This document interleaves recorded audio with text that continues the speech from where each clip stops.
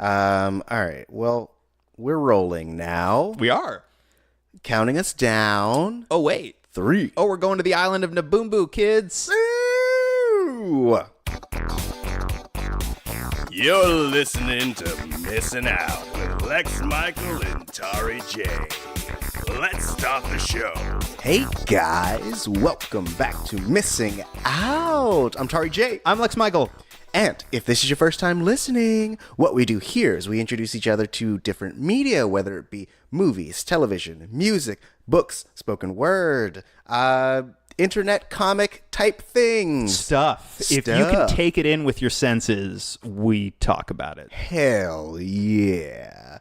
And we introduce it to you, the audience, as well. We talk about how it has built us as people. We hope it builds you.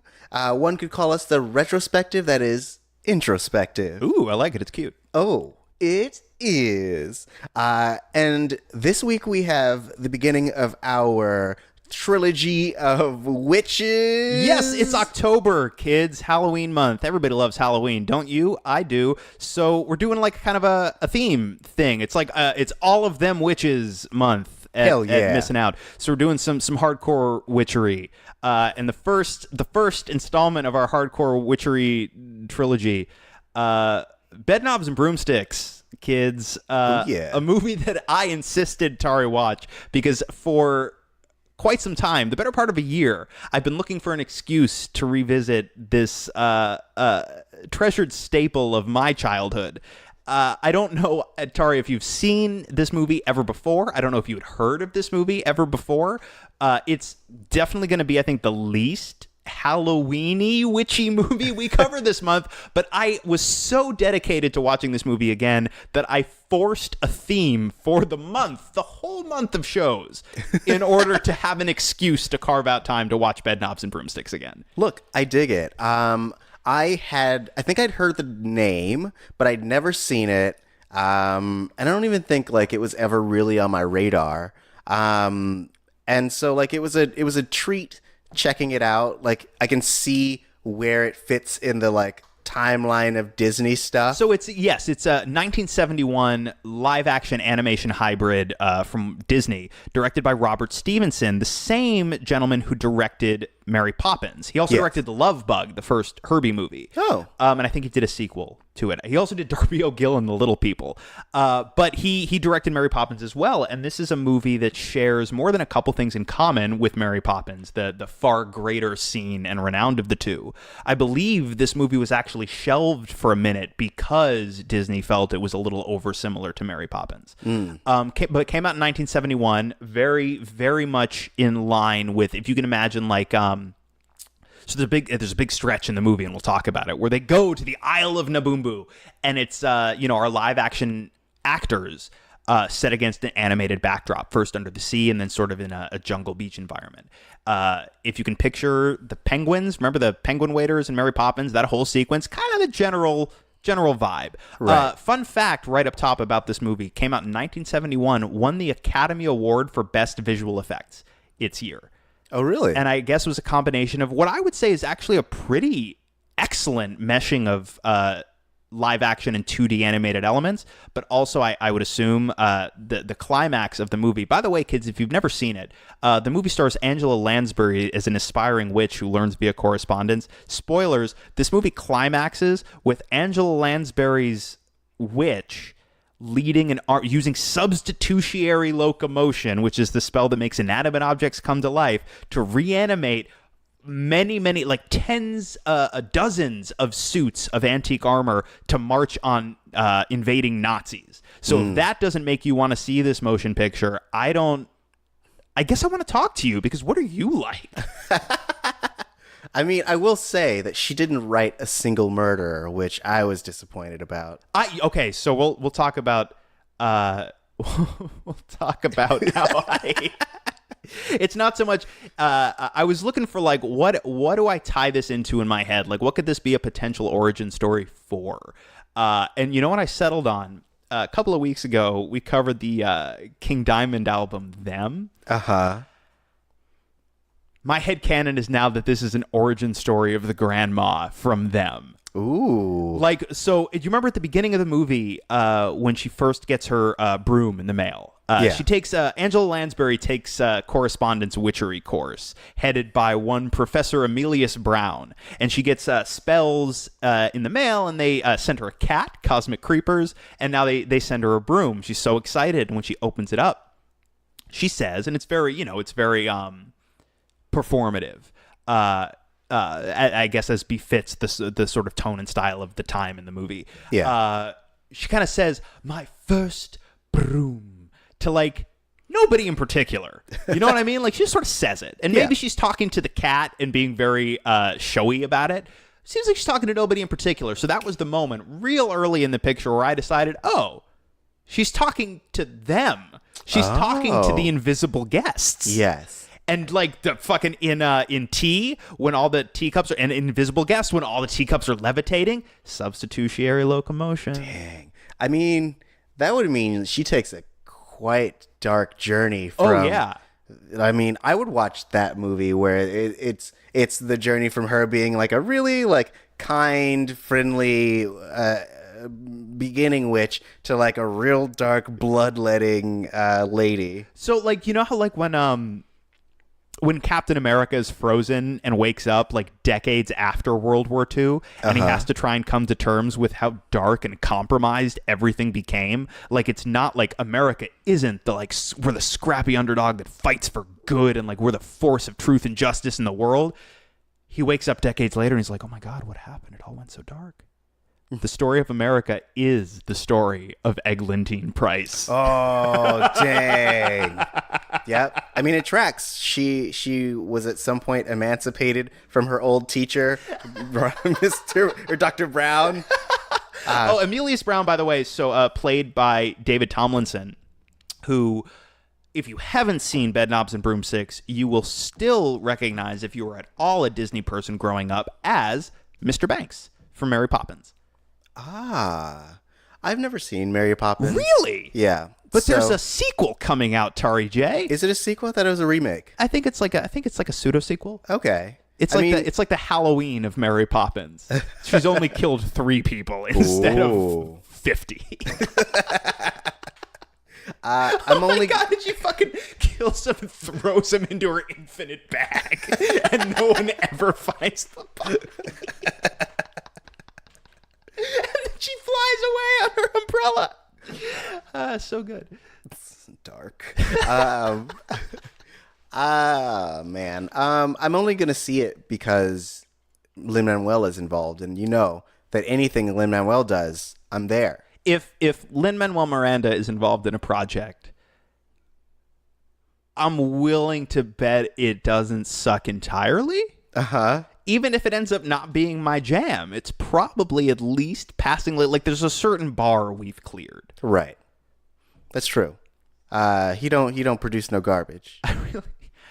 I want Lin-Manuel Miranda to play hip hop Venom. Like they'll do in the Venom, spoilers for Venom, which we saw together. Yeah. Which we haven't talked about on this show because I don't have a whole lot to say about Venom beyond okay. I feel like if someone's gonna do hip hop Venom, it's got to be Marshall Mathers. It's got to be Eminem. So here's how we set up that conflict, right? Okay. So Venom, I'm gonna tie this back into Bedknobs and Broomsticks somehow. Okay. Watch me. We'll see. Watch me do it. Okay. Just you wait. So, Tom Hardy's Eddie Brock. Spoilers for Venom, kids, on the Bedknobs and Broomstocks. Yep. Bed sticks and broom knobs episode of Missing Out. That sounds dirty. Sidebar of a sidebar of a sidebar. I'm never gonna stop laughing at the little kid Paul. His reading of "What's that got to do with my knob?" So Tom Hardy's Eddie Brock in the mid-credits sequence. Don't give me that look, bitch. I'm sorry. There's so much happening right now. I know. I'm jumping from platform to platform to platform. It's like an Infinity War when Doctor Strange is making the platforms Right, and yeah, Star-Lord's yeah, jumping yeah. around, and then he puts the bomb there and he's like, boom, fuck you, and dives into a hole. Right. That's me. Got it. So Eddie Brock in the mid-credit sequence of Venom, because that's what we're talking about, bumps into Woody Harrelson as Cletus Cassidy, the man who would be Carnage. So presumably we're setting up Carnage for a Venom sequel that almost assuredly will happen given its first couple weekends at the box office. Right. Who knew? So presumably that'll be the sequel. But what my hope is that like the mid-credits sequence of the next one, of Venom 2, we introduce Lin-Manuel Miranda as it doesn't even matter. He could just be like, I don't know, I'm Frank. I'm here. Who are you, Frank? Are you from the comics? What? I don't get it. What comics? And another symbiote finds him. And like, the symbiotes all have names like Venom, Carnage, Riot. So he just needs a good, like, totally arbitrary, crazy sounding one-word name for his symbiote. But the symbiote's whole shtick, just like Venom's whole shtick, is like, he's, on my planet, I was a loser, and I call you a pussy. And I pronounce it pancreas. The other symbiote's whole deal will be just like he's super into hip hop. Right. He's super into like hip hop and R&B, and that'll give Lin-Manuel a great way to sort of step into the narrative. But then, as we tend to do in superhero sequels, we introduce one too many villains, and we introduce as part of this sort of gimmick where like, Lin-Manuel's going to write all the songs. But if you weren't in the bag already, who is the actual like antagonist, and Venom has to get in the middle and try and pull them apart? It's fucking Marshall Mathers. In his first like lead on-screen role since 8 Mile, he's back as like the second lead of this picture to be the dude who has to try and like, he's like the actual villain. Right. And Lin-Manuel is like a vigilante who has to fight him with his lyrics. Ooh. And then at the end, it's like what side is Lin-Manuel on? And then Eddie Brock has to end up teaming up. It's like, oh my God, we're not so different after all. We both pronounce it pancreas. And then they have to team up and fight the Marshall Mathers symbiote. And then you discover in the mid-credit scene of that movie that the character Marshall Mathers was playing is actually grown-up Paul from Bedknobs and Broomsticks, and the symbiotes came to Earth because he played with that knob a little too much, went to space, and brought the symbiotes back with him. Damn. I like this multiverse, like this whole connected universe thing. Disney it's pretty tight. Owns all of it. Swish. Hell yeah. I feel like just to round some of these parts out, just to try and make sense of all of the bullshit you just spent 10 minutes saying. One, I think I would name the Lin-Manuel symbiote Beat. That way, it's okay. Yeah, it's like it's a pun in two ways because they're always violent things, and also a beat is a music thing. Tight. Sure. So wait, what's the Eminem symbiote then? The Eminembiot. Eminembiot. Pancreas. Just call him Pancreas. just so like Venom has a reason to say Pancreas a bunch in this movie. It's my single favorite thing about Venom, by the way. Yeah. The way he says Pancreas. My favorite thing is all the dumb, cute web comics that it inspired. Just go on Twitter and search Venom. It's really good. It's really cute. They're so adorable. There's one I was looking at this morning. I'll tweet it out because I don't remember who the artist was. But it was basically like Eddie is like, I bet you can't fit in this jar. And Venom's like, I bet you I can. Gets in the jar and he like closes it up and he's like, you tricked me. And he's like, I just want to eat salad. And so he just starts eating salad. And then there's like a bonus panel where it's like, I promise I won't eat trash food anymore. It's cute. Right. No, unfortunately, no Bedknobs and Broomsticks memes that I'm aware of. Like, why isn't Marshall Mathers remixed Portobello Road? Maybe he has, you just don't hear it. Oh my God. Yeah. Right. It's so subtle. It's true. He weaves it. But like, if you pull out all of the lyrics from Lose Yourself, and also the beat, somewhere embedded in that track is a really quiet.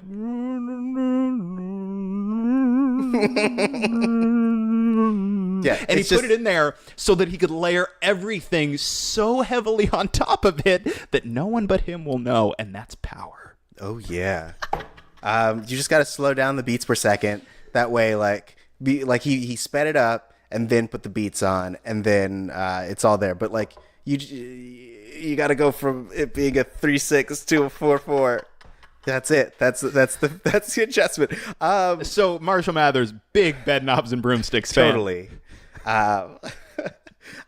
So my first note about this movie is it's real British. Yes. Like, it's like the most British movie I've probably ever seen, with the exception of the fact that they call soccer. Yes, they call it soccer, which is, of course, in the UK, kids, it's called football. Football. Everywhere except for here. Which, of course, makes way more sense. We call football in this country, but football makes no sense as a name for football because the feet play into it like 10% of the time. Yeah. Relatively rarely. Right. Whereas soccer is all foot-based. Yeah, pretty much. And head. And head, sure. Yeah. But I don't think they went head ball. That's the ticket. I think somebody just had the novel idea of using their head at some point during the football game. Right. Though I do like the idea of someone being like, you said we was playing head ball, right? And they're just like, they got a severed head, and they're like, oh, don't bounce too good. Oh, no, it's just don't bounce too good. And they're like, whose is that? Coach. You can't play with us. No. Oh man. But yeah, it's like it's insanely British. It's insanely British. It's set in 1940. Movie came out in 1971. It's set in 1940, obviously during World War II, which is how we get Nazis. Yes. Well, could be set now and we'd get Nazis. But save it for the remake. Goof. Hell yeah. Bedknobs and Broomsticks 2049. Yeah. It's just Nazis again. But there's cartoons some more. I don't know. But Yeah. Isle of Naboombu is CG, kids. They're photorealistic lions and hippos playing soccer. Oh yeah, get that Jungle Book treatment. But it's set in 1940, so during World War II, and Eglantine Price, the Angela Lansbury character, has to take in these three ostensible orphans who had to be moved out of London during the Blitz. Very similar to Narnia, actually, which I hadn't thought about prior, but that's also a big part of Lion, the Witch, and the Wardrobe, is that and there are 4 orphans in that as opposed to 3, but they end up having to be sent during the Blitz, I believe, to go live in a separate, relatively safe location where they find some magical shit. Ooh. No Mr. Tumnus in this story, but there are talking animals. Yeah, talking animals. Is that speciesist or racist towards fawns? Like, is that like, am I calling Mr. Tumnus an animal in a way that's offensive or problematic? I mean, I feel like you're saying 2 separate statements in that. Mr. Tumnus Probably. wasn't there. I do that. But there were talking animals because there were talking animals in Narnia. No, right. But like, but what I'm saying is, like, is Mr. Tumnus is as a fawn, he's half man, half goat. Right. So no, is so calling him an animal, like, which half of him am I accidentally shortchanging, the man half or the goat half, or do we need a different designation? you need a different designation, We bro. need a different pronoun. Yeah, I think calling him an animal is insulting. Right. Yeah. But he's technically not a man. I mean, hey, Mr. Tumnus is more human than all of us. That's true. But- I mean, technically humans are animals if Right. you want to get down to it. Right. So then why don't we call humans animals more freely? Because humans take offense Ego. to that because Ego, it's ego. yeah. They're like, no, we're better than the animals. We need to take a cue as we murder each other over invisible people in the sky. Okay, I mean, so it's those invisible people in the sky that make us think that we're better. like anytime someone has an argument about like whether humans are animals, they're like, no. God was like, you preside over the animals. Yeah. right. But then Mr. Tumnus comes along and it's like, well, this upsets my illusion of my own importance. Kill it. And that's why it's a good thing for all of us. Mr. Tumnus is safe in Narnia. It's true. Can you imagine if if the average like somebody who works in like the coal mines of West Virginia, they're at work one day and they take the pickaxe and they swing it back, and the second it hits the stone, boom, they're somewhere else, and they look around. It's like, what? Did I breathe in wait, this looks like a cartoon. And suddenly they find themselves in the middle of the soccer game on the Isle of Naboombu. What do you think that would do to the psyche of like the average American blue collar, like industrial worker? Like somebody who was just not prepared for that kind of whimsy today. Because Eglantine Price and Amelius Brown and those kids, they were on an adventure. They were up for some whimsy that day. They just got threatened at knife point. Right. Like homeboy, they tried to get the other half of the book for him, was so ready to stab some kids. And his buddy, his crony, when they go and try to find context. So Eglantine Price is a witch. She's looking for the substitutiary locomotion spell, but she only has half of the book. Amelius Brown shut down his correspondence course.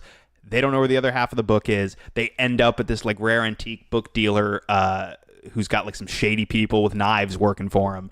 And they don't have the other half of that. Well, they have the other half of the book, but it doesn't have the spell that they need. But they realize, oh, the Star of Astaroth, which has the spell on it, it exists in this kid's book. So at knife point, homeboy threatens these children. It's like, give me your cartoon children's book or I will legit stab an orphan right now. And the only hang up his buddy has when he's like, when dude's like, go stab them. The only reason his buddy pauses is, no, I'll use my knife. Right. It's sentimental. I kill orphans with my blade, not yours. Why would you use someone else's blade to kill some orphans? Like, I mean, come on, it's rude. So they were up for some whimsy, clearly. And anything is better than, like, for Eglantine Price and Amelius Brown, I bet anything is better than, homeboy stabbed an orphan who's in my care. I can't. Amelius Brown is already a little bit legally shady, I think. Yes. And Eglantine Price doesn't need drama like that. So that would be a bad scenario for them. So by comparison, the island of Naboombu must seem like a whole bunch of fun. Yeah. Look at how much fun the fish are having. Well, no, the fish are having a great time. I will say that, like, that underwater sequence was probably my favorite part of the whole movie. So that song, the like bobbing along, that song, would show up. I had when I was a little kid, I had a whole bunch of like Disney sing-along videotapes. Yeah. And that would pop up a bunch on those. I might have had a video cassette of Bedknobs and Broomsticks, but I know I saw it a bunch when I was a kid. I want to say Disney Channel must have run it a whole bunch. Probably. Because I don't know where else unless I had a VHS copy, which I may have. Yeah. But it may have been both. Yeah. You know, like you see that it's on Disney Channel and you're like, cool, I'm going to watch this. And you're like, I want to watch it again. And then you pop in the cassette and the cassette, by the time that one's done, they're re-showing it. Right. Yeah. It's like, oh, look at it. Look at them all dancing now. Look at them dancing for like an hour in the middle of this movie. Oh, cartoon fish. Fun.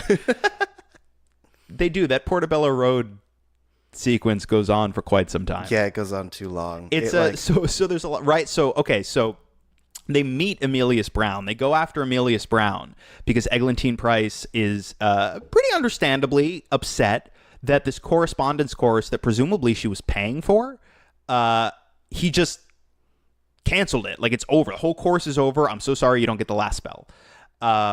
She's mad. Yeah. Like, I want a spell. I want to make my shoes dance. Don't you want to make shoes? I do. Come on. So she takes that when she enchants the bed knob, which enables the bed to travel through like time and space. They go find Amelius Brown, and Amelius Brown is a total huckster, as it turns out. And he's like, "Those work? I just found an old book, and it's just some words that I pulled out of an old book. Those work?" And I guess he's immediately smitten with Angela Lansbury because he sucks kind of and she doesn't. Like, you know what I mean? It's like, oh, you're a not sucky person who's above me. I love you.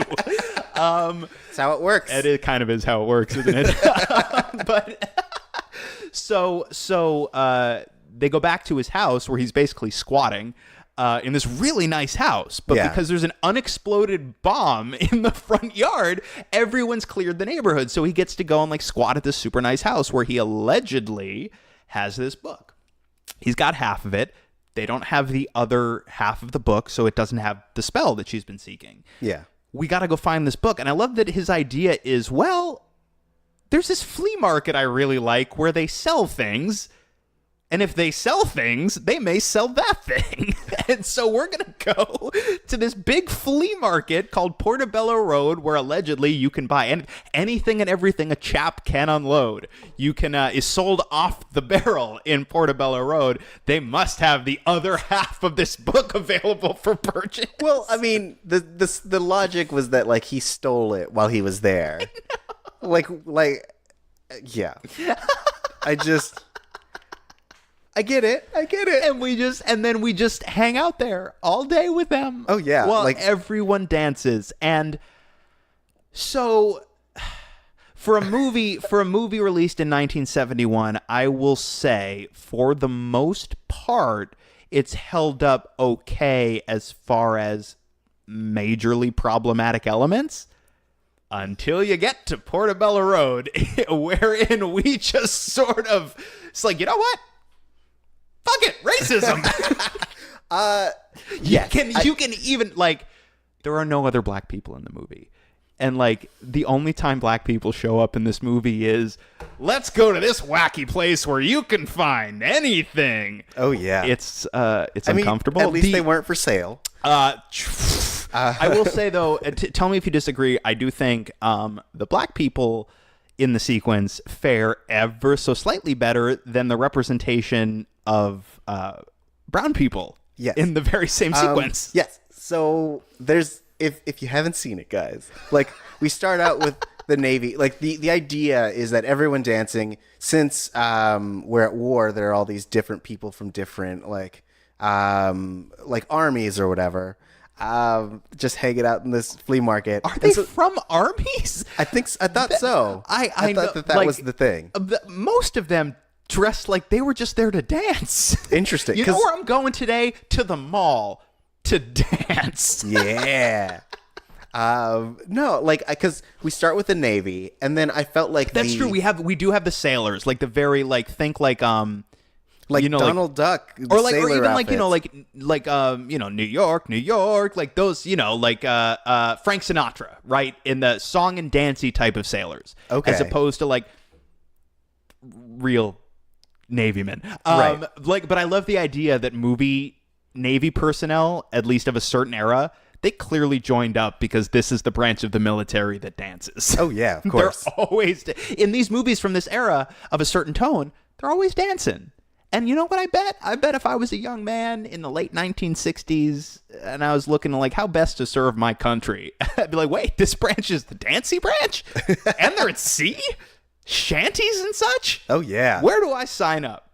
It's that sweet romantic notion. So we do. We see some very cartoony sailors, ostensibly from the Navy. Right. And then the racism starts, where we get like, I feel like, I couldn't tell if it was like there was just a parade of people in brown outfits and turbans, and I feel like most of them were in brown face. And there was one black dude. I'm reasonably certain these were not actually brown people. No, they were not. And then like the sequence just keeps going, where like you get a sequence where there are a bunch of like jazzy dancers with their cool barrel drums, with very Caribbean vibe. Yeah. And you're like, what are you doing here? Yeah. Why? Yeah. We just pivoted real hard into here's another culture. Yep. We're appropriating. And then the Scots come in, and you're like, that's all right. All of a sudden, there's kilts. Yeah. And it's like, okay, this is less racist, still problematic. I think so. There's, what my favorite thing about any dance sequence, it's the white person off to the side trying to do the moves. So in this movie, it was the girl orphan. I don't remember her name. It was like Caroline or Ginny. In my head, all little girl British orphans in stories where there's like 3 to 4 of them and they're all siblings, it's always Susan. And I'm pretty sure it's Susan in Narnia. Probably. There's a little one that's like there's a little one that's like Cindy or like Swampy or something. Yeah. Oh my gosh, Swampy. Swampy is my favorite Narnia character. But I'm pretty sure the older sister is Susan, so now they're all Susan. Got it. Well, Bedknobs and Broomsticks Susan was over just trying to do the moves that all the other people were doing. And at a certain point, she like hops in with the Scots and she's like, yeah, let's do some stuff. And one of them's like, cool, hey, little girl. And the other ones don't pay any attention to her. But that's my favorite thing in any, like, it happens a lot in a lot of like movies with like dance sequences. It's just the white people dancing? Just like there's always a white person off to the side trying to do the dance badly. And it's one of my favorite things. I don't know why it happens and I don't know why it's a big trope, but it's like I love it. I want to say it's not something that's there intentionally. It's something that happens when you try and put white people dancing in a movie. I guess maybe. And it became a trope because it happens every time. I blame Bedknobs and Broomsticks for that trope. I think they were like, you know what? This little girl's on to something. Put someone on the side. Just make an awkward white person appear. Hell yeah. Apropos of nothing. Pull focus.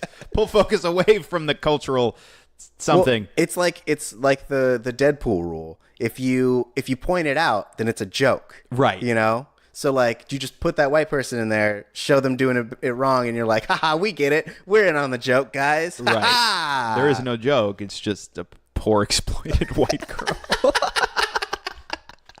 Yeah, that's how it works. Pretty much. Oh, man. So the music for you was, like, a big part of, like, your enjoyment of this movie?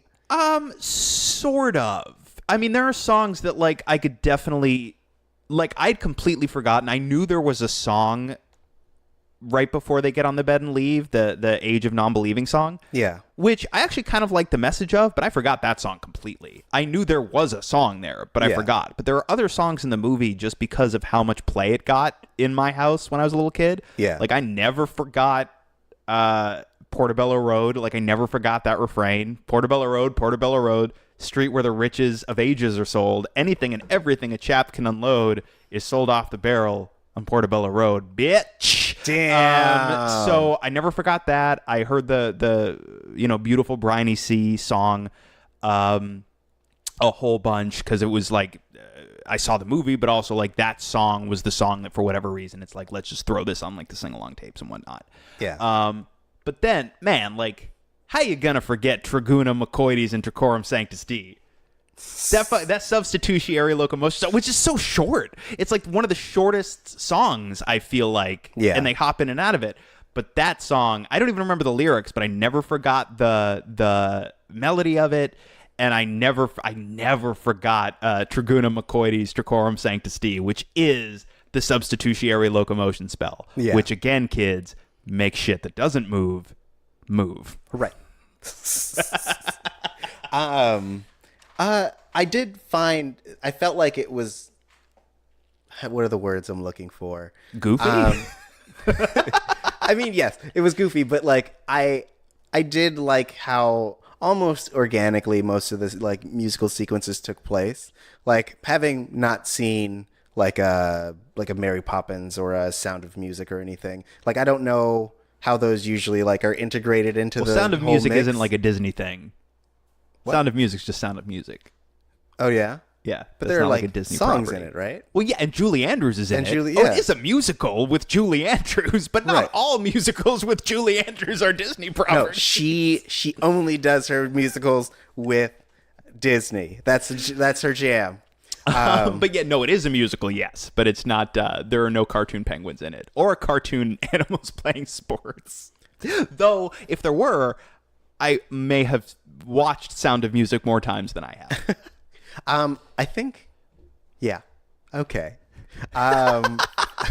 But okay, so you felt like they kind of got into it pretty organically. Yeah, pretty organically. Which like, is good, and- right? Like the rule, not the rule, but like the way I've always heard musicals described as far as like how you integrate your songs organically into your story. Yeah. Is like, okay, we're at a point in the story where a character needs to express something really big, emotional, something kind of profound. And the only way, like words won't do it. The only way to express that thing is through song, if that Right. tracks. It's like I can't express it other than to express it fully in a big way, and that's how you get that's kind of how you earn your song as a story moment. Yeah. So is that kind of like, you feel like they did an okay job of, I have to express something, and here's my way into this song is like, I'm going to express this thing.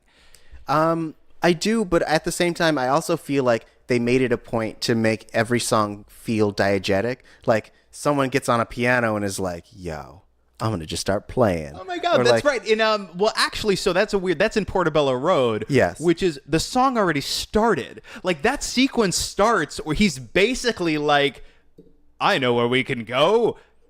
Portobello, cut to, you know what I mean? Like, right. We start right like that. And that sequence goes on for so long that we keep having to find ways in and out of the song. And one of them, that moment you're describing, Emilius Brown walks up to a street piano player and is basically like, fuck off, and like kicks him off of his piano and sits down at the piano. It's just like, duk, duk, duk, Portobello, run, and shit. And there's another point. There's another moment in the song where Eglantine Price is looking for the other half of the book. So she's looking at different like booksellers, book carts. She's looking at over, under, you know. And there's a moment, and this would freak me out. There's a moment where she's looking, and the bookseller keeps handing her books, or like saying the names of different books. Yeah. That aren't the books she's looking for. Mm-hmm. And then at a certain point, Emilius Brown pops over and starts doing it too. That would freak me out if I was at a bookstore and I was like, I'm looking for this specific thing. And then the bookseller starts just arbitrarily saying titles of books to you over and over that have no bearing on the thing you just said you were there to look for. And then your friend comes over and starts doing it too. That would fuck with my shit. That's how you upsell people, baby. That's how you just go in and you're like, yo, you want that book? You know what goes well with it? This Toe Jam guide book. Yep, that's your pull. Toe Jam guidebook. You could have gone with literally anything. Literally anything. I don't think they sell that book. Is it like because you said Toe Jam guidebook? Is it? Yeah, like a what do you do when you have toe jam, or is it a guide to different types of toe jam? Like, here's this kind of toe jam, and here's its properties. Here's some pictures. Here's some fun trivia, and if you turn the page, here's a different kind of toe jam with the same information. Well, if you want to know, you're gonna have to buy the book. Yeah. They're all venom. It turns out they're all symbiotes. That's just what toe jam is. It's like little baby symbiotes. PANCRRRREAS. It's not. It doesn't have to be connected to anything at all. It's just PANCRRRREAS. It tickles me. Yeah. But I feel like it's like that scene in Atlanta season 1 where they're at the restaurant and the waitress keeps coming by and she's like, "Oh my gosh, if you want this, you should totally get the snapper and get this other appetizer." And the girlfriend keeps being like, "You know what? Yeah, let's do that. Totally." And then she being Angela Lansbury is just like, "Look, motherfucker, I just want this one thing and I'm just trying to have a good night and you're fucking me up. I'm going to turn you into a rabbit." That's what she does. Whenever somebody makes her mad, she turns them into a rabbit. That's true. I actually, speaking of the rabbits, we had some pretty sweet rabbit actors in this motion picture. That's what I was gonna say. Like the rabbits are so well trained. Yeah. Like especially the one where the rabbit got the book from the shelf. Yes. I was like, how the fuck do you train a rabbit to do that? Right, because it was one shot. Like, it wasn't like, okay, we're doing a super tight close up of just like a bunny paw knocking it down. You actually watched a live white rabbit hop up, go to the shelf, and with his little bunny hand, take the book down off the shelf and just kind of like, knock it down. He doesn't like grab it in his paws and somehow hop down himself, but like takes a specific book, boom, knocks it down. Yeah. Like they actually got a bunny to do that in one like unbroken take. Right. I mean, how many rabbits do you think it took to like, do you think all of the rabbits were the same rabbit, or do you think that they had a bunch of rabbits that they used throughout? I would assume there have to be a few, right? Maybe. And I don't know. I assume there aren't like union rules for rabbits. The way like if you have a baby on set, they can only work for 20 minutes or something like that. Tops. Back then, I mean, I'm sure that there are now. I think back then they were just like, all right, if a rabbit dies, it dies. Right. You The know? bunnies hadn't unionized yet. Right. Yeah. And like even once they had, there was a period in which the people who started the union were different from the generation that were like keeping it going, so they lost their way for a little while. I love the idea that maybe they had to keep cycling through rabbits because the little kid who played Charlie kept eating them. like, Charlie, where's the rabbit? And he just has blood all over his face, and he's like, I don't know. Travelite, that's us. Like, oh, not for nothing. This kid tries to blackmail a witch. Like, one of the first things this kid does when he discovers that, like, Miss Price is a witch and flies on broomsticks, he's like, well, what can I get out of this bitch? Right. And he's like, well, the rules are going to change around here, and I bet you're rich. Pay me. I mean, look, that kid is a future Dr. Professor Brown. He was on his way, and then he's just like, oh no, this path leads to loserdom. I'm going to change my ways. It's like, speaking of Professor Brown, yeah. I really like that moment when the like adoption lady comes by, and all the kids were like, you're our new dad, right? And he's like, no, I gotta go.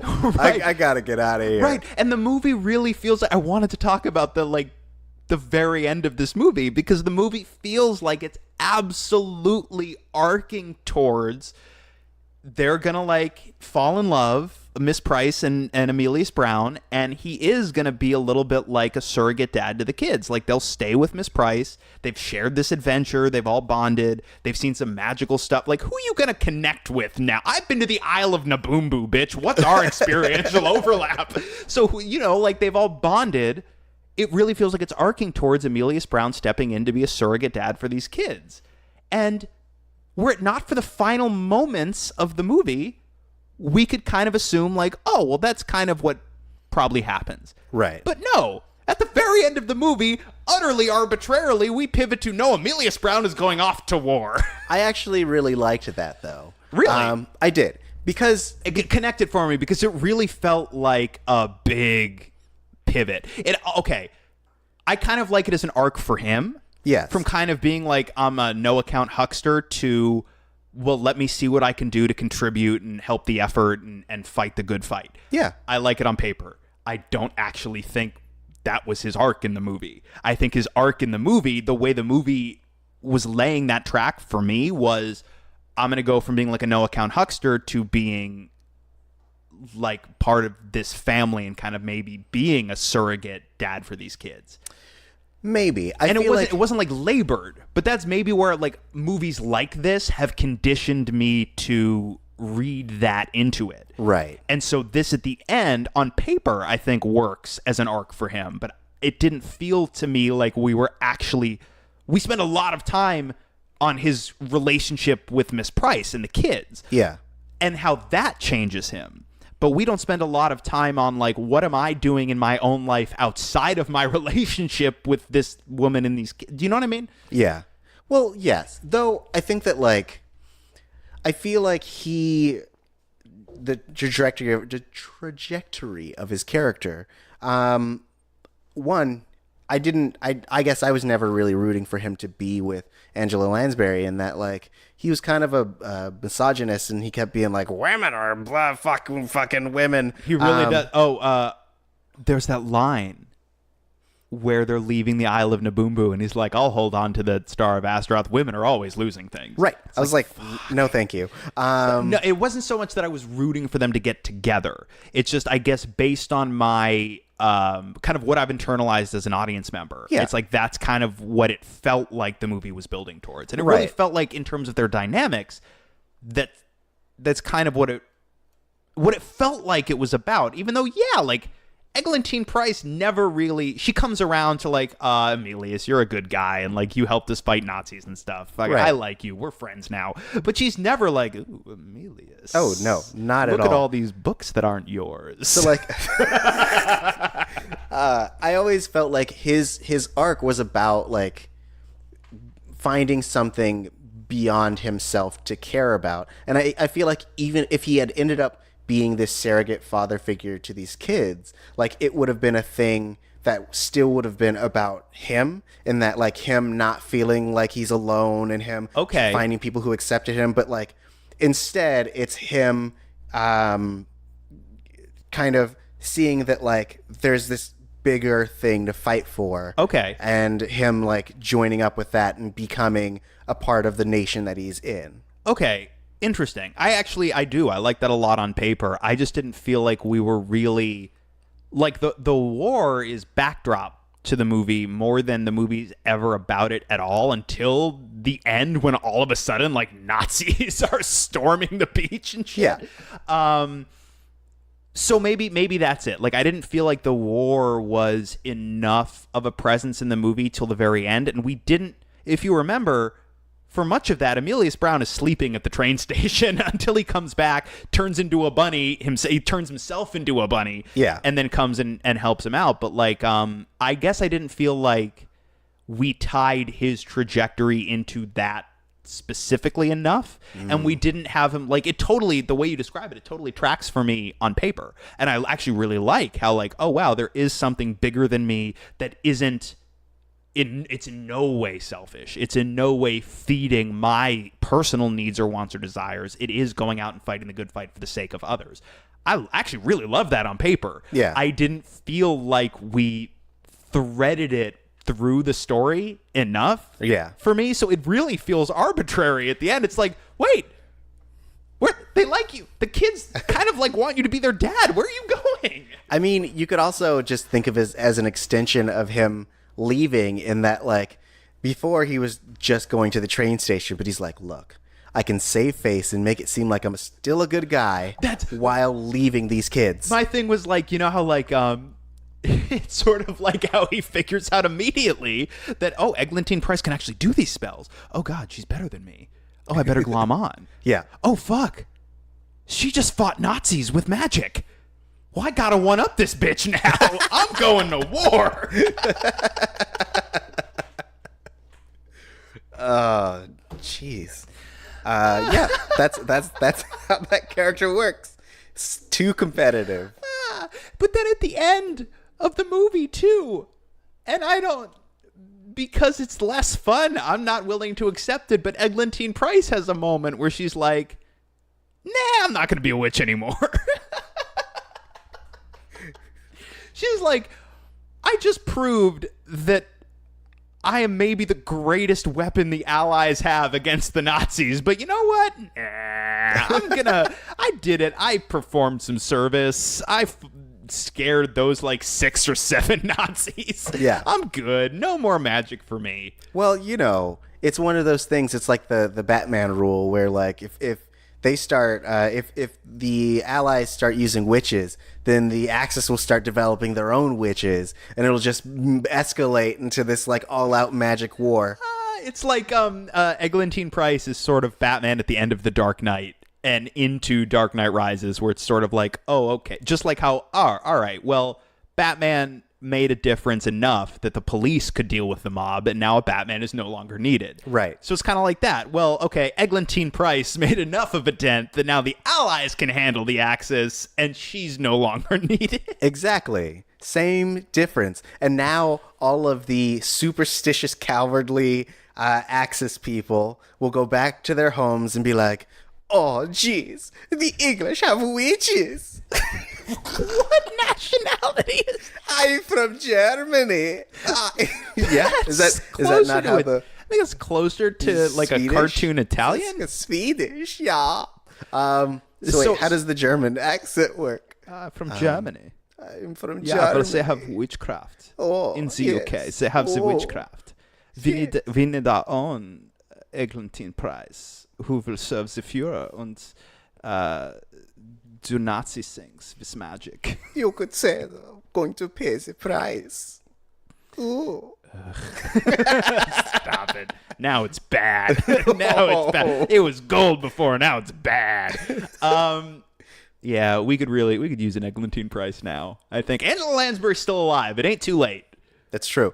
I for a second forgot that she was also the teacup from Beauty and the Beast? Beauty and the Beast, and so I was like, can Angela Lansbury sing? She was the okay, original Mrs. Lovett and Sweeney Todd, you heathen. None of those things mean anything to me. I just forgot, and so like before the movie started, or like before she even had sang her first bars, I was like, is she like no? Because even in my notes, I just kept calling her Murder, She Wrote. And so I just couldn't remember. And then I was like, as soon as she started singing, I was like, oh yeah, she's the teacup. She's Beauty and the Beast, Tale as Old as Time. That's her.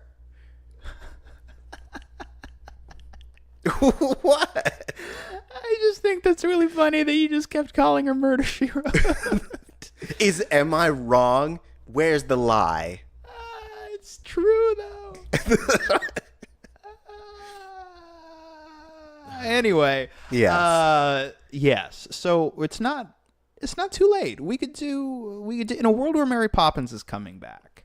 And that was 1964, I believe. Same director, but we're bringing back Mary Poppins. So maybe in another 6 years, we'll be due for Bedknobs and Broomsticks 2049. Ooh. And hopefully Angela Lansbury continues to be with us for decades to come.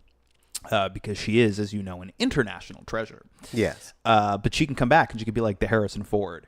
And like there's a new like who would be who's the equivalent, the female equivalent of Ryan Gosling right now? I mean, I feel like everyone's using Sophie Turner. Sophie Turner? Is that her name? Sansa, yeah. Everyone's using her for everything. Okay. So like it'd be her or Cara Delevingne or I'm not liking it. You know what? Okay. Who I'd accept. No, like you're listing them off, and I'm like, nah, none of them I think are a good fit. You know who? This is going to be controversial. You know who I would watch in that role? Kristen Stewart. Okay. I would actually watch Kristen Stewart because she could be the young, like, she's cynical, and like Eglantine Price is such a whimsical, like she can be stern and she takes her business very seriously, but she's very warm and she's very like, she's into the whimsy. She's like, she's the person who, like, when she finds herself under the sea in Nabumbu Lagoon with the cartoon fish doing songs and dances, she's like, fuck yeah, this is my shit. But Kristen Stewart is like the young, cynical, like she's just coming into witchery, and so there's a cool, like, potential personalty clash. Does Kristen Stewart sing? I don't think she does. Okay, I think we'll have to get like Rihanna to do her vocals, and Yeah. Rihanna has to be in the movie because otherwise that's just weird and problematic. It's weird anyway, but we have to give Rihanna like the third lead, and then she does her own vocals, and then also Kristen Stewart's vocals. I mean, why not? One, I feel like you can only go the other way in that, like, it has to be a black person doing a white, like they did with Simba in The Lion King, where it was Matthew Broderick was like his speaking voice. Yeah. Or when he's a kid, Jonathan Taylor Thomas speaking voice, and then the kid who played Michael Jackson in the Jackson 5 movie was his singing voice. Really? Yes. I mean, I knew it wasn't the same. I just didn't know who was the singing voice. Interesting. Who's that guy? If you watched Smart Guy, he was the older brother, Marcus. Yeah. But I feel like I changed my casting pick. I want it to be Letitia Wright. And oh my God, let's just scrub Rihanna having to dub Kristen Stewart's singing voice. Let's just sorry Rihanna, you'll land on your feet. Kristen Stewart's fine. She can still be in there. I'd like to imagine that Rihanna is like the other witch. Like there's Angela Lansbury, who's like trying to teach her one thing, and then it's like a clash of old versus new, where Rihanna comes in. Can and she she's like be the villain? She could, yeah. Oh my God, right? And it's like progress is great, but sometimes it can be seductive and dangerous, and sometimes people are bending the arc of progress for their own nefarious means. Yeah. And so she's torn. Yeah, Letitia Wright can be torn between two worlds, and Angela Lansbury's like, but come on, like cartoon fish and soccer, and then Rihanna can be like, but like, I don't know, computers or something. Yeah, definitely. That's smartphones. She's Smartphones are the real magic. Magic is only science you don't understand yet. Come do magic for Tesla.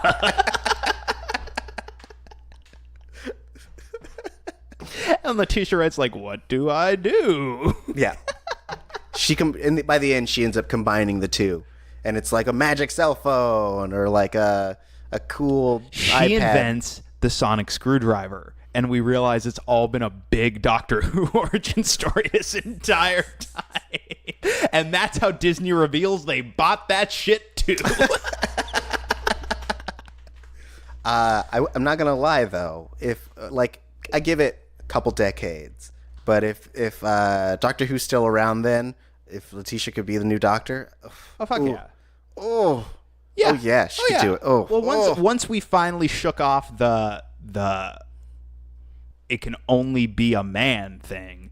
Yeah, we right. The next obvious step is we can shake off the he's only white thing, right? Well, yeah. Like I could just go, right? Can that just go? I mean, it's actually already canon that like race changes with regeneration, in that in one of the Capaldi episodes, you get a Time Lord who goes from being an old white man to a middle-aged black woman. I want that season of Doctor Who. It's cool. It's really cool. That sounds rife with social commentary. I do. Fuck, you'd watch that. I would. Don't yes. laugh. You'd watch the shit out of that. I'm more laughing at your expression than anything. That sounds so good. Doesn't that sound like an amazing season of television? Yes, it does. But yeah. So, are there any last thoughts you have on Bedknobs and Broomsticks? Oh, so many. Man, I don't know. I watching it again, and I haven't seen this movie in 15 years plus. It's it feels like such an excellent like a Sunday afternoon movie from my childhood. Okay. Feels like a really great, like, it's the middle of the day. Now, this doesn't exist anymore. You know what I mean? Because everything's on demand. Everything's streaming.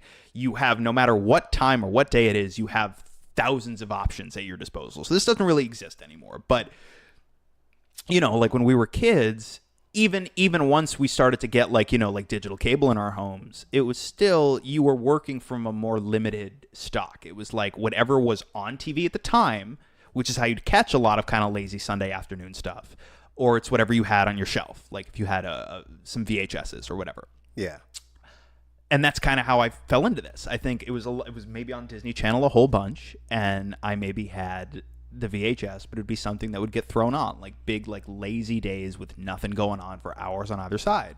And it's just something you can have, and you can kind of, it's not like a rip-roaring thrill ride. You know what I mean? It kind of moves along. It's not, I think the only time it gets kind of boring is like the overly elongated dance break in the middle of Portobello Road. Right. But for the most part, no, it just kind of moves along on its own thing. It's very whimsical. It's very light. There's really nothing heavy. Even though she uses magic to fight Nazis, there's really nothing all that heavy about it. Yeah. It's very sort of comfortable. Yeah. And it's very, if you're a fan of like classic Disney live action animated hybrids like Mary Poppins, like if you're a fan of Mary Poppins, you'll find something to get into here. And if you're not a fan of Angela Lansbury, get out.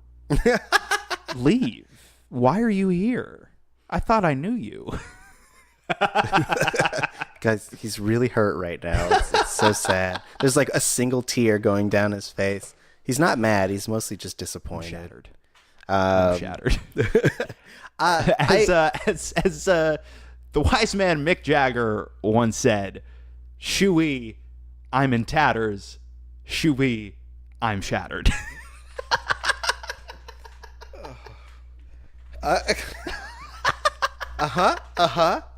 He says that. I agree. I think it is. I think it's a really nice, just like a light I wouldn't call it a popcorn movie, because that like is now synonymous with like blockbusters. But like it's a very like nice thing to just kind of throw on when you want to feel good. You don't want to think about anything like super heavy. I mean, even though there are Nazis, like they're like slapstick Nazis. They're barely Nazis. You know what I mean? Like we barely do anything to identify them as such, other than like if you look, there are swastikas occasionally. Like they're not even that highlighted in the movie. Right. You know they're Nazis because of the time period, and yes, you see them speaking German a bit, but like we're not delving into the horrors of the Holocaust and World War II in this picture. Right. Yeah, there was a moment when he was like, "We'll take you somewhere else," and I was like, "Is he talking about a camp?" And it's like, "No, we're taking you just to this other building. Yes. We're taking you from this building to this building. See, it's another place.